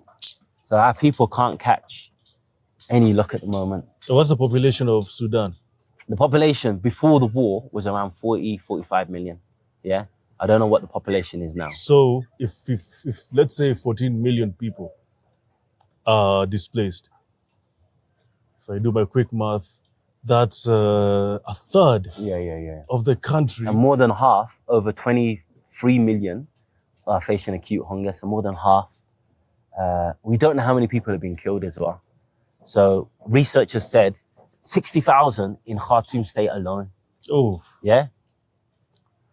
The former US Special Envoy said 150,000 as of last year. That was his estimate. Yeah. I think the real number is going to be in the hundreds and hundreds of thousands. We've got nobody that is counting how many people are being killed. So only when the war's done, and the war looks like there's no sign of letting up anytime soon, will we really know. So the Sudanese army, they did make some gains because of this international backing that they were getting from Turkey, Okay. Russia, Algeria. They managed to reclaim some territories. Yeah? Yes, so they managed to reclaim the center. They already controlled Port Sudan. They managed to reclaim Al Jazeera state, which was under RSF control from nearly the beginning of the war. They managed to reclaim Khartoum state, which is very symbolic, yeah, because that's the capital. But what's happened is all of the RSF have retreated to the Darfur region. So the concern is we're going to get this Libya-style partition, yeah, of the country, and we can't accept that. We can't accept that. There's the international community, which calls itself, I think, the Quad, which is Saudi Arabia, Egypt, the UAE, and the US have come with this peace plan. And there's good parts of it and there's terrible parts of it. The terrible part of it, of course, is how can the UAE be part of a peace plan when they could stop this immediately? Yeah. But it talks about both parties as if they're the same. The Sudanese army, despite all of its problems, is the national army. The RSF is a gun for hire militia. Yeah. So they can't be treated as the same. And now it worries me that any peace talk that talks about them as if they're two equal entities will just lead to the partition, which obviously would be hell for, especially for the people that are still under RSF control. Is there hope? Because you know me, I'm sick. Like, why do you have the AU? You know, like you know what I call the AU. AU is one of those bodies that just condemns. Yeah. We condemn what's happening in Sudan. We condemn what's happening in Congo. It's toothless. Condemn. Yeah. Then what? Yeah, it's toothless. There needs to be some mobilization going on. But how do you mobilize? Here's the problem. When so many African states are complicit, how do you mobilize? Let's say you put forward a motion in the AU. Who's going to reject it? Ethiopia, Kenya, Uganda, South Sudan, Chad. Yeah? So this is why it's morphing into a regional proxy war. Yeah? Egypt, Sudan on one side, Algeria on one side, and then all these other countries on the other side. Then you mix into it the Grand Renaissance Dam in Ethiopia. Ethiopia obviously has beef with Egypt over it. Sudan sides with Egypt over the dam. It's a whole mess. That Nile River beef, huh? Yeah, it's a whole mess.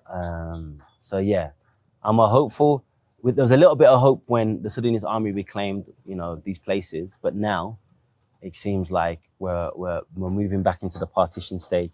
So really, the only hope that we've got comes from the diaspora, and then putting serious pressure on the US to put serious pressure on the UAE. The UAE stops the funds and the drone equipments and all that other stuff, the logistical support from their base in Somalia. This war ends within a matter of months. Simple. But they can't do it because they're getting a lot of money from this. Yeah, exactly. All the gold. Oh man. And Hemedi is he one of the richest people in Sudan, or is he the richest? Yeah. Who knows? Because there's so many people say that he is the richest. Some people say that he's one of the richest. We know he's very rich. That's what he's very, very rich. But it was Bashir that made him one of the richest people in Sudan. He thought by making him one of the richest people in Sudan, he could buy his loyalty. But thieves are not loyal to anything apart from money. Yeah. So as soon as someone's paying them more, they flip and they do a coup against you. Speaking of Bashir, where is he now? Yeah, so this is another problem. If the RSF is defeated, we will have, I use the quotation marks, peace, yeah? But it'll be a very weak and fragile peace because we'll just move back to the military dictatorship, yeah? Replacing Bashir with al-Burhan. Bashir was put in Koba prison, a place that my father was detained. But pretty much soon after, he was moved out of the prison. They said for health reasons, we need to give him medical attention. It's better if he gets medical attention outside the prison. The rumors are he's been free, roaming around for a long time. Yeah. It's just not the Sudanese people's main priority right now. But it just shows that. So he's within? He's within the Sudanese armed forces controlled territory. Oh, me, I'm thinking he's in, I don't know, somewhere in Maybe Bahamas or Cuba or whatever. He could very easily be in Egypt. Who knows? What we do know is he's not imprisoned. That's for certain. That's for certain. But yeah, there's no. Here's the thing. There's no perfect situation out of this. There's just the least terrible situation. So defeat the RSF. We'll have the military control things until there's another revolution. But it's definitely better than genocide that we're seeing right now. When was the last time you've been to Sudan, by the way? I was there in 2021, just before, a couple of years before the war. I did a documentary, which made me look like an oracle that I could read the future. On African Stream, huh? I did it actually for my previous employer. Oh, okay. But I reposted it on African Stream before African Stream got taken down. Okay. I think it's on my own personal page now.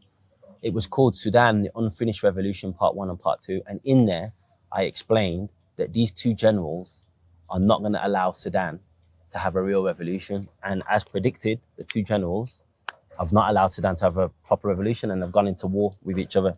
So everything I said in the documentary turned out to be true. Yeah. Well, you know, we continue praying for Sudan. Sure. It's one of the things that I'm really, really fighting for. Because, I mean, when I interviewed Suad, you could see her pouring down. I know, it's sad. You know, because she has, by the way, like, your family still there? Yeah, of course. Of course, most of them have left, but I still have a lot of family members that are... Like, do you talk to them? Yeah, I mean, it's very difficult to talk to them because of the communication, but I hear about their whereabouts. My dad stayed. My dad's a dual British Sudanese citizen. When the war started, immediately I got him a flight out of there. He refused to get on the plane. He wanted to stay and support his community. Oh, man. And to defend his house. So he goes, if I leave, they'll ransack the house, they'll take everything. Respectfully, they were going to do that regardless. He's an old man. Yeah. So he stayed. The RSF beat him up, hit him with the butt of a gun. Oh, man. Stole his car, destroyed the house, took everything in the house. And then when there was nothing left, after 7.5 months, he left. So I heard a lot about what it was like under RSF control from my dad, and it's just atrocious. Because when these situation happens, you forget that people that have beef with their neighbors, they use the situation to say to the RSF, oh, this person is spying for the Sudanese army. It brings out the very best of people and the very worst of people. Yeah. So it's not very good. In the Sudanese armed forces control outside of Al Fasher, but in Khartoum, Port Sudan, and Al Jazeera and others, there's the absence of violence right now because RSF has been kicked out. But the situation's lack of water, lack of electricity. The Sudanese army is the government, but they're obviously occupied fighting. So they're not providing the very basic services that the people need. We have I don't know if I should mention this on camera, but I'm going to. Like I said, I did a fundraiser and I'm doing several. We raised some funds for the people of, I'll just say the area, I won't say the village. Okay. In case they get in trouble. But we raised some funds for the people of North Khartoum, a village in North Khartoum. The new appointed Prime Minister heard about the food that's been raised, came and did a photo op with the food that we'd raised. And so he brought no food himself to the people, but used the food that we'd raised and been like handing them out to the people. Like he's the one who... Yeah, which, you know, I'll try to take a nuanced approach to this. I don't think it was any malice. I don't think the government has, you know, anything at the moment to give to the people. Okay. So much is being diverted to the front line, to the armed forces to fight.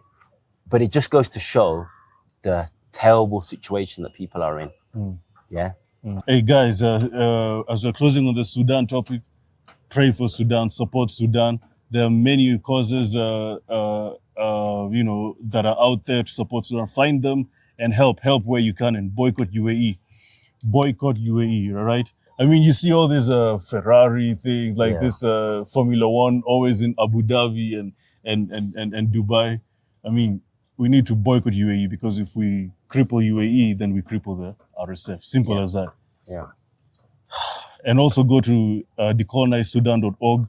There are many action points that people can be able to to support. Sure. Because Ahmed, I know like you come from there, and it's crazy, but we can do this together. We can do this. Ahmed, last time we spoke on Ibrahim Traoré, and now in the AES, you can see the Cold War that's going on. I would say Cold War. I would say the back and forth between AES and Trump. You saw Mali the other day. What do? You posted on your platform. They did a reciprocal action to the US in regards to visas. Visas, yeah. So is it 10,000? A bond of 10,000. So I believe it means that you need to have a deposit held with the Mali authorities for 10,000 if you want to get a visa, and then you get the money back.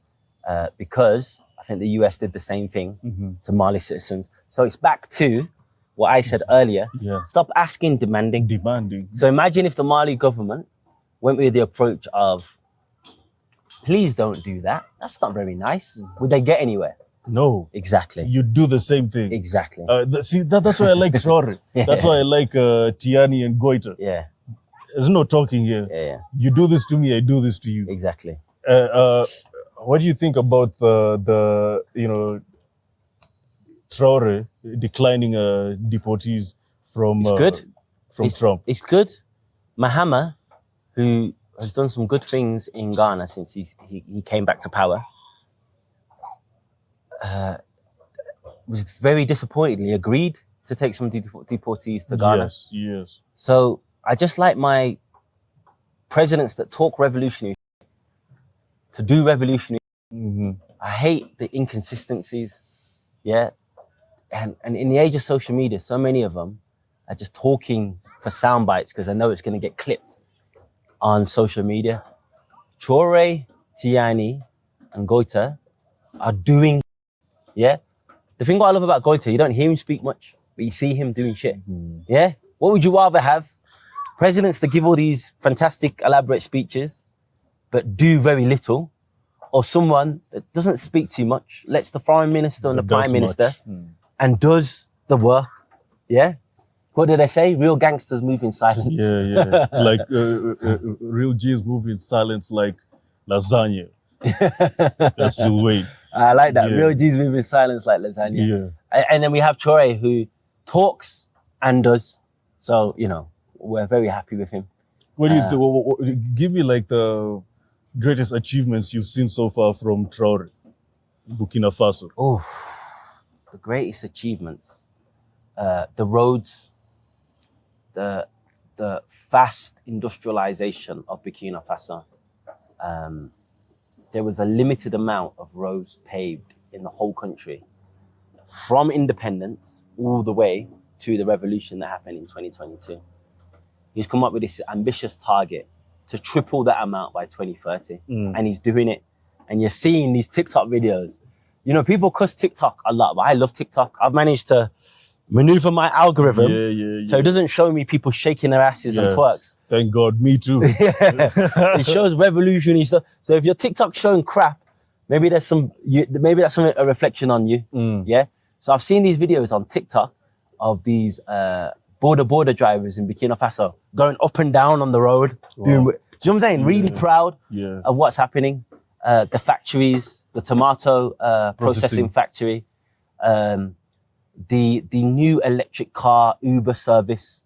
It's not a government initiative, but he's made it a fertile ground for people to come back from the diaspora and share the skills that they've learned and set up businesses. That's what I like. Yeah? Fighting brain drain. Exactly. I've always been saying that. Exactly. But the most important thing is the terrorism problem, because there's so much you can do in terms of infrastructure if your country is not safe, if your country is destabilized. He's enlisted so many volunteers to fight. Yeah, I saw that. The world's strongest man, I forget his name, he's a guy from Burkina Faso. He's done an advert telling people to come and join the fight. No one forces him to do that. He's patriotic. He believes in his government. He believes in Ibrahim Traoré. So the most important thing a leader can do beyond the actual infrastructure, which he's doing a lot. Our comrade, David Hoyunde, says that in West Africa, he runs West Africa Weekly. He says the two ports next to Burkina Faso, which are Togo and Ghana, anytime you see tractors coming, the local people know this is heading to Burkina Faso. Anytime you see these infrastructure equipment, they know this is heading to Burkina Faso. And any African in the continent knows the thing that we need the most isn't right now, I'm not saying these things are not important, isn't right now more NGOs, yeah? More forums on human rights, yeah? More US-Africa summits, Japan-Africa summits. We need infrastructure. Infrastructure is key, yeah? It's the backbone of any economy. Infrastructure is key. The UK is where it is because the Industrial Revolution, which was obviously off the back of the rest of the world. Yeah. But the infrastructure that was built during that period, we still see today, yeah? We still see today. Infrastructure is everything. And you can only do infrastructure if you have peace and stability, yeah? Yeah. So the reason why Europe is able to develop so much is because, by and large, apart from Ukraine and the Balkans, they've had peace and stability, yeah? When you have peace and stability, you can start building fancy railways, you can start, but if you don't know if the country is going to be invaded any second, if a proportion of your country is held by the Islamic State, that's the priority, yeah? So the fact that he's doing infrastructure, despite the fact the country's been destabilized, is so admirable, yeah? Ghana hasn't had any real conflict, basically since independence, yeah? But we've not seen the infrastructure that we're seeing in, obviously there's infrastructure in Ghana, but we're not seeing the faster pace of infrastructure projects in Ghana that we're seeing in Burkina Faso. I think everything slowed after Jerry Rawlings left. Yeah, exactly. Yeah. Exactly. Yeah. Yeah, I'm glad you mentioned him because when I lived in Ghana, I didn't know that much about him, but I soon got to know. Yeah. Because a lot of Ghanaians hold him and Nkrumah as the joint best. I don't know if I'd agree with that assessment because Nkrumah to me is the father of all of this. But it's because of what you said, the infrastructure. Yeah. I'll ask you, in Kenya, who's regarded as the best president historically? Currently it's Kibaki. Why? Infrastructure. Exactly. Communications, what? Exactly. Free education. Yes. That's what people care about. Yeah. Yeah. People don't care about some of the other things that the West tells us we should care about when it comes to. Yeah. We won't get into it because it's controversial. Yeah. But you know what I'm talking about. Yeah. And by the way, Jerry Rawlings, I like what you mentioned about Jerry Rawlings. To me, okay, Kwame Nkrumah is like the foundation. But to me, I think that Jerry Rawlings is the most important figure in Ghana. Because when there was a plethora of coups going on, he stopped the cycle. And he basically had to chart out new path for Ghana. And I think he left it at because let me tell you, if it wasn't for Jerry Rawlings, I think what's happening in Sudan could have happened in Ghana. Ghana could have been so unstable. Yeah, and that's what But he had longer time than Nkrumah. Yeah. Exactly. If you think of what Nkrumah was trying to achieve, and what he did achieve in the short period of time that he was there. Yeah.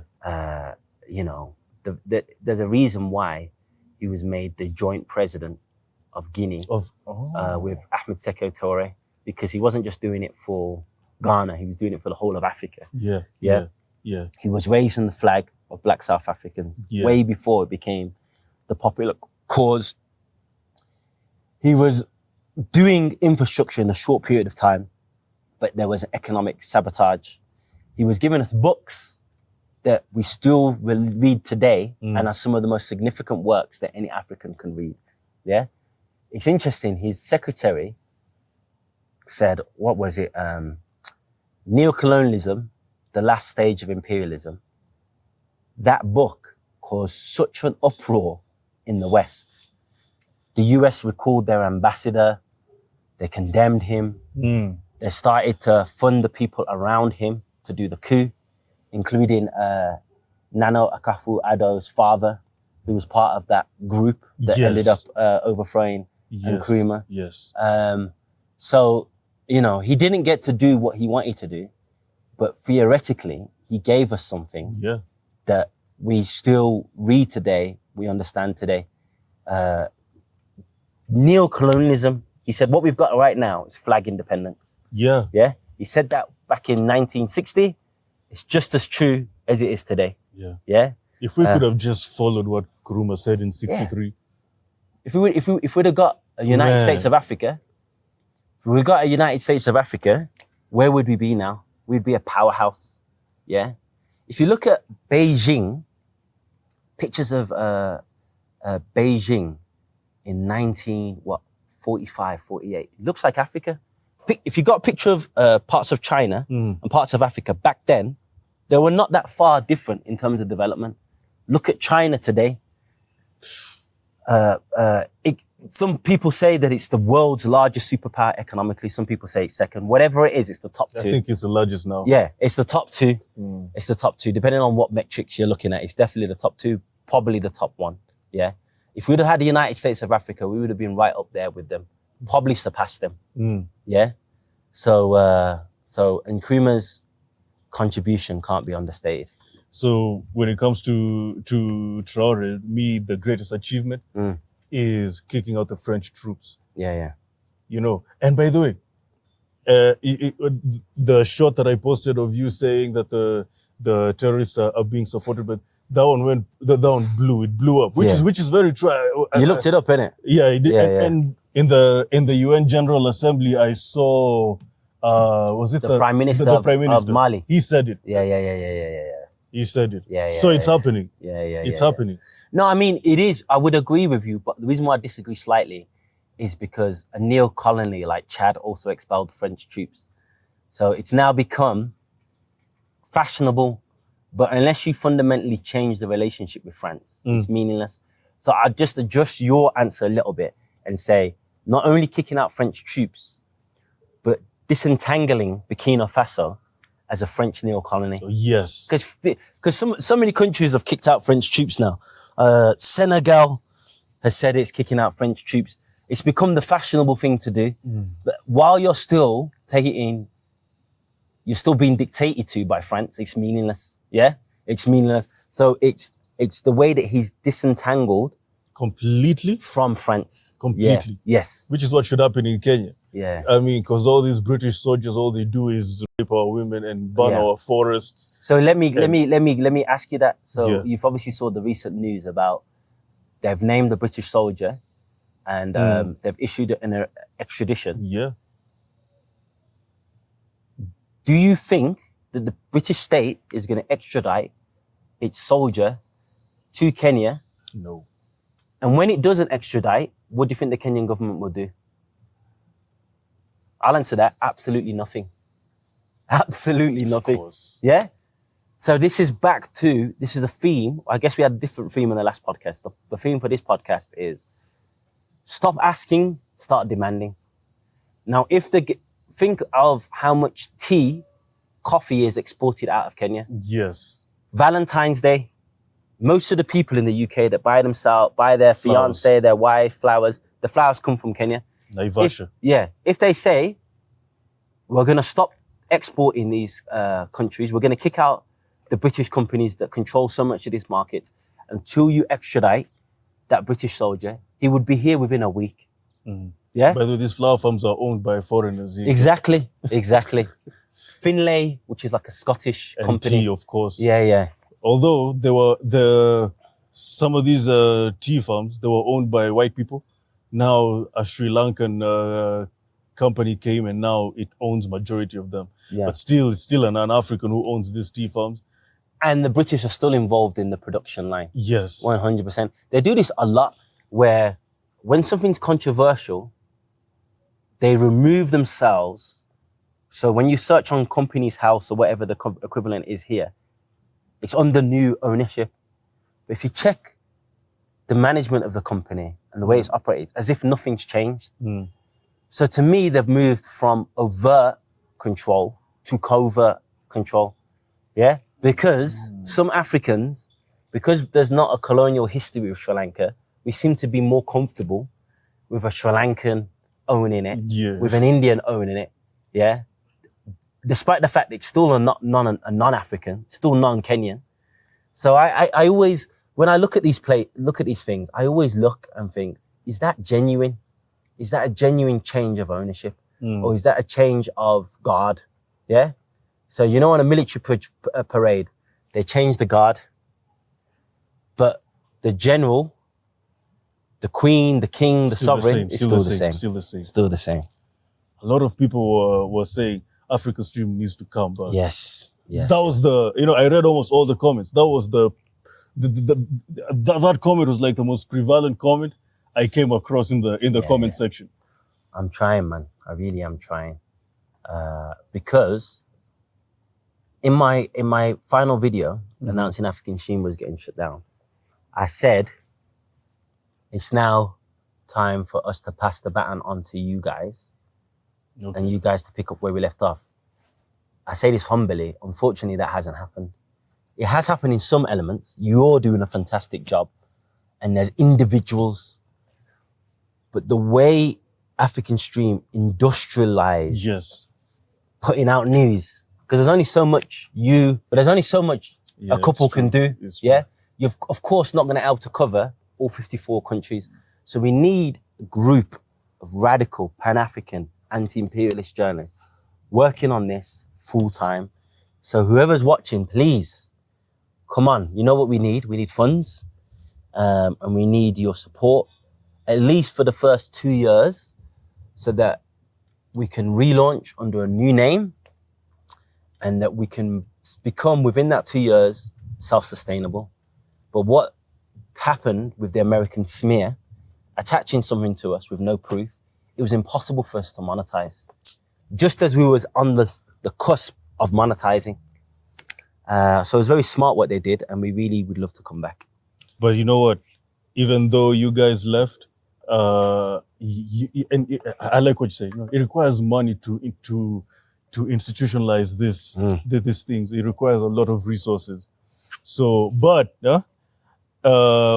you guys, you know, all you African billionaires and millionaires who have money, why don't you just pour money on African Stream Part 2 or whatever Ahmed will call it? I don't know if you're going to call it African Stream again. Yeah. But, you know, because, you know, we need Pan-African media platforms. You know, all these African media big companies are not going to report the things we are reporting on Sell Afrika To Afrikans and on Pan-African Lifestyle, or even back then on African Stream.